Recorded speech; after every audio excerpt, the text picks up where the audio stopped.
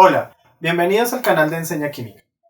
En este video veremos qué es un desinfectante y los tipos de desinfectantes más comúnmente empleados. Comenzamos.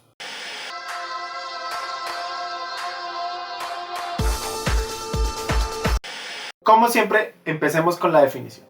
Un desinfectante es la sustancia que se emplea para reducir o eliminar la carga microbiana sobre superficies inertes. Esto los diferencia de los antisépticos que se emplean en superficies vivas y de los antibióticos, que son fármacos que permiten eliminar las infecciones, pero ya no en superficies, sino al interior de organismos vivos. Tanto los desinfectantes como los antisépticos deberían tener ciertas características que vamos a enumerar a continuación. La primera es tener amplio espectro de actividad. La segunda, tener una acción rápida. La tercera, ser eficaces aún en la presencia de materia orgánica. La cuarta, tener baja o nula mutagenicidad o carcinogenicidad. La quinta, que deben ser fáciles y seguros de utilizar. La sexta, ausencia de daños a las superficies sobre las cuales actúan. La séptima es ser estables en el ambiente, por lo menos mientras se están utilizando. Y la octava y la novena es la ausencia de residuos tóxicos o no deseados, y que estos residuos no sean incompatibles con el medio ambiente. En general, los desinfectantes tienen varios mecanismos de acción. El primero de ellos es el efecto oxidante. Otro mecanismo posible es la reacción directa de la molécula que actúa como desinfectante con diversos dianas o moléculas que existen dentro de las células de los organismos vivos, como por ejemplo material genético, proteínas, lípidos, entre otros. El último mecanismo que existe en los desinfectantes es el efecto surfactante o disolvente. Ahora sí, entremos en materia. El primer tipo de desinfectante que vamos a ver son los peróxidos. Los peróxidos pueden ser inorgánicos, como el peróxido de hidrógeno, el peróxido de calcio, entre otros, o orgánicos, como por ejemplo el ácido peroxiacético o el peróxido de benzoilo. Los peróxidos funcionan bajo un mecanismo de oxidación. Estos agentes oxidan moléculas presentes en los organismos vivos, como por ejemplo los lípidos de las membranas o las proteínas y los ácidos nucleicos. En el caso del peróxido de hidrógeno, este se emplea como desinfectante y como esterilizante a concentraciones mayores del 10%. En general, los peróxidos tienen un mecanismo de acción que va de fuera hacia adentro. Atacan inicialmente a las membranas celulares y luego de que atacan a las membranas celulares, permean dentro de la célula y atacan otros componentes internos cruciales para la sobrevivencia de las células, o en el caso de los virus, componentes que son necesarios para la replicación de la partícula viral.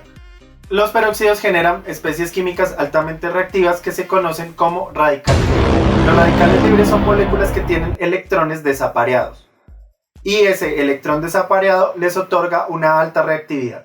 Estas sustancias son capaces de reaccionar con lípidos, con ácidos nucleicos y con proteínas, generando ya sea procesos de oxidación o procesos de formación de adductos, es decir, que el radical libre se pegue y se quede incluido en la molécula sobre la cual reaccionó. Al ocurrir esto sobre moléculas biológicas, como por ejemplo sobre membranas o sobre proteínas, lo que sucede es la pérdida de integridad estructural de estas y por tanto la desnaturalización en el caso de las proteínas o la disrupción en el caso de las membranas. La ventaja de los peróxidos es que muchos de los productos de degradación son inocuos. Por tal razón, a altas concentraciones se pueden utilizar como desinfectantes y a bajas concentraciones como antisépticos. En el caso del peróxido de hidrógeno, los productos de degradación principales son agua y de oxígeno, los cuales sabemos no solamente son inocuos, sino que son esenciales para la vida. Los siguientes agentes desinfectantes son aquellos que se conocen como agentes liberadores de halógeno. Principalmente vamos a hablar el día de hoy de los agentes liberadores de cloro. Dentro de los agentes liberadores de cloro encontramos sustancias como el cloro gaseoso, el hipoclorito de sodio o el dióxido de cloro. Al igual que los anteriores, los peróxidos, los agentes liberadores de cloro tienen como mecanismo principal la oxidación. Estos agentes funcionan gracias a un fenómeno químico llamado dismutación.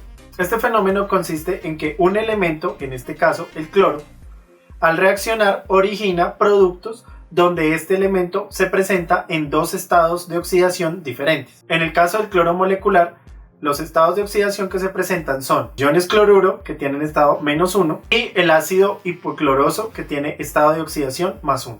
En el caso del hipoclorito de sodio encontramos que da origen al cloro molecular, que tiene estado de oxidación 0, al ácido hipocloroso, que tiene estado de oxidación +1.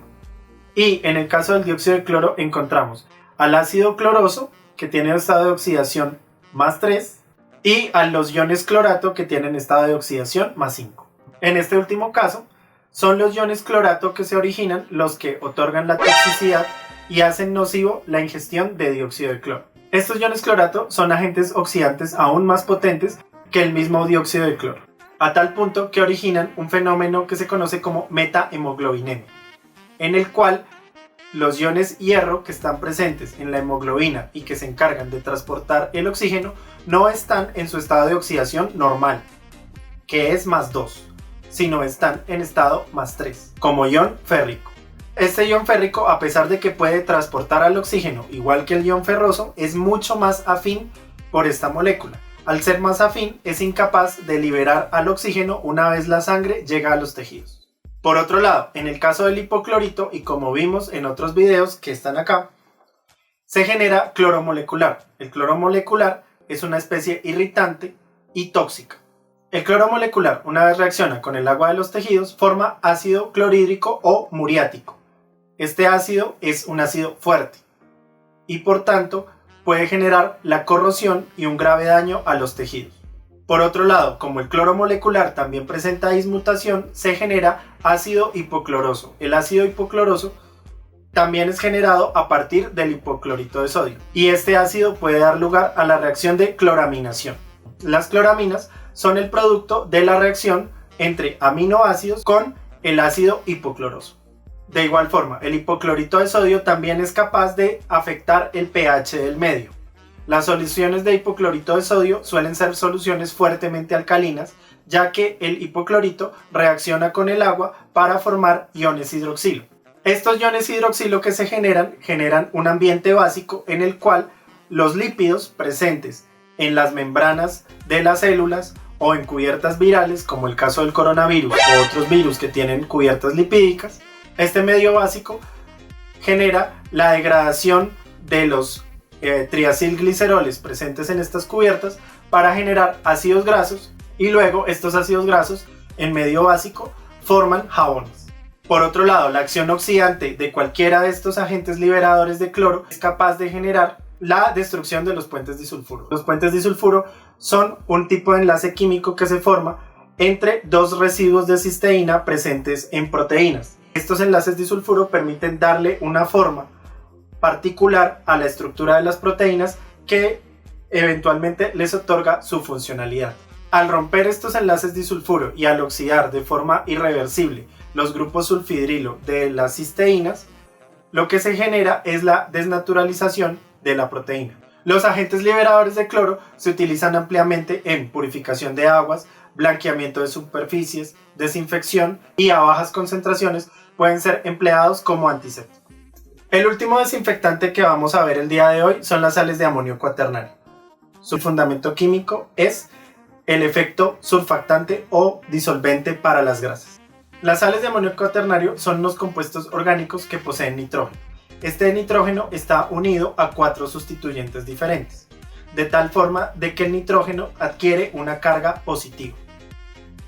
Al tener una porción cargada, que es el nitrógeno con carga positiva, y una porción hidrofóbica, que son todos los residuos de hidrocarburo unidos a este nitrógeno, esta molécula se comporta de forma anfifílica. Una molécula anfifílica, como por ejemplo es el caso del jabón o de los detergentes, es una molécula que puede interactuar tanto con el agua como con cosas que no suelen ser solubles en agua, como las grasas. Esta interacción se lleva a cabo debido a que la molécula tiene dos partes. Una parte que forma interacciones electrostáticas con el agua, como en este caso el átomo de nitrógeno cargado positivamente, y otra porción que no tiene carga y que interactúa con mucha facilidad con sustancias grasas o moléculas lipofílicas.